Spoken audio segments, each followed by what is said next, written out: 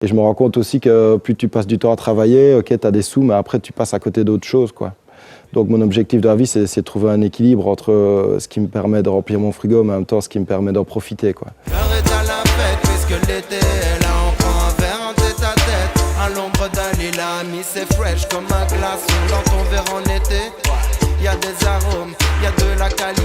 Black Mountain, c'est une référence au terril, tu vois.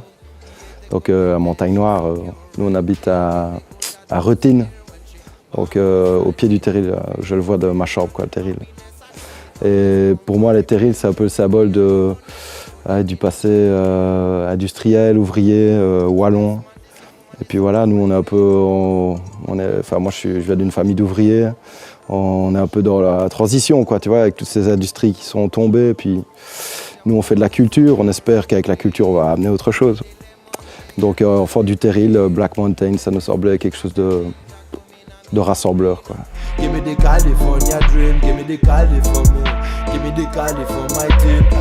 C'est dans ma tête, c'est une question de fréquence. Je pense qu'en Belgique, on est quand même fort tourné sur la France. Pour ce qui est de la francophonie, c'est peut-être moins vrai au nord du pays. Et je trouve que cette identité Wallifornie, c'est un truc intéressant, quoi. Comme j'en parlais dans le morceau Californie, c'est un peu l'idée du rêve américain qu'on a tous, mais un peu pété, tu vois. On a tourné le clip sur une autoroute abandonnée, c'est un peu le symbole aussi de notre partie du pays qui a un peu ses difficultés économiques. Et puis de ça, on peut faire renaître d'autres choses, quoi. Je reste ici à taffer, je combats la grisaille avec du café. Au fond la Belgique ça le fait, mais y a personne qui sait vraiment ce qu'on a fait. Hey, pour être là où on en est. Ouais, sur la mienne en tout cas. Après, ça donne aussi une force, quoi. De devoir trouver l'énergie et le soleil qui est au fond de nous-mêmes quand il fait gris une grande partie de l'année. Je crois que c'est une force qu'on a, quoi. Puis je viens de la cité ardente, donc tu vois, chez nous, c'est fire, quoi.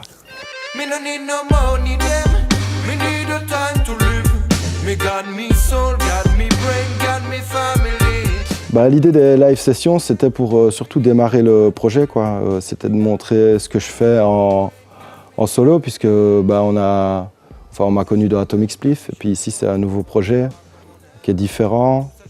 Et j'avais envie de montrer une identité aussi différente pour ce projet-là et de le faire avec du visuel, parce qu'on est dans une époque, je pense, où la musique, elle s'écoute, mais elle se regarde aussi.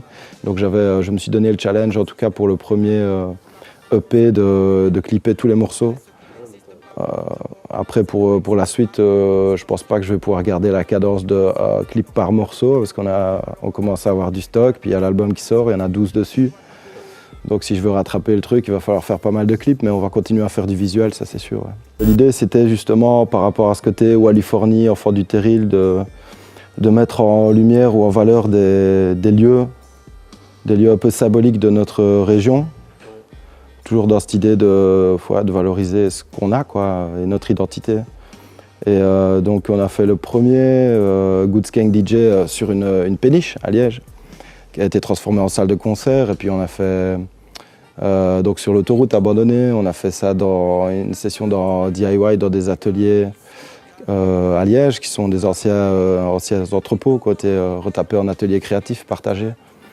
Donc c'est vraiment essayer de mettre en avant aussi des lieux symboliques à la fois du patrimoine et de l'histoire liégeoise ou wallonne, et puis en même temps ce qu'il y a de culturel derrière. C'est nous le futur, tu connais ma culture, ouais. Si le passé c'est des blessures, j'y mettrai des poids de suture, moi.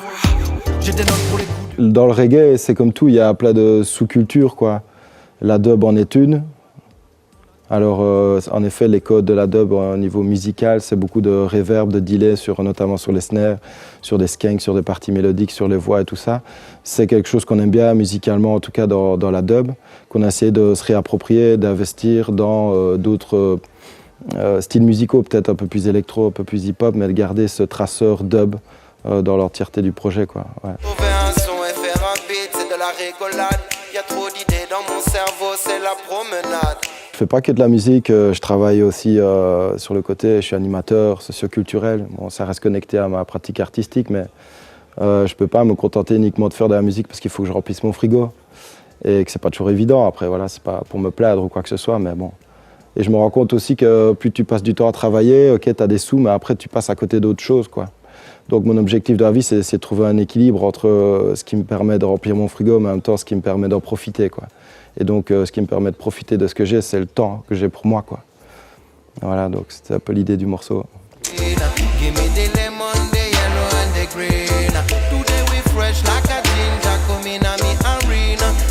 Alors elle a tourné aux Canaries, à Gran Canaria. Ouais, c'était super, c'est une belle expérience. Déjà, l'endroit est assez atypique. Parce que tu as un mélange entre une nature intéressante et un truc assez roots et en même temps très touristique. Donc c'est un endroit qui est très contrasté, je trouve, au niveau du lieu. Après, il y a des décors incroyables, quoi. Et donc, nous, on a eu l'occasion d'aller là parce qu'un ami habite là-bas et a invité nos amis de Dreamers Visual qui font tous les clips pour moi. Et ayant la possibilité de se trouver sur place, il ne manquait plus qu'à payer mon billet d'avion pour les rejoindre et en profiter pour faire un clip. Et on est directement tombé dans des lieux assez atypiques, notamment l'hôtel dans lequel on restait, qui était un truc un peu pourrave, mais avec des super belles couleurs. Et on s'est dit, tiens, ici, il y a trop moyen de faire des plans. Et chaque jour, on trouvait des lieux comme ça intéressants au niveau visuel, quoi.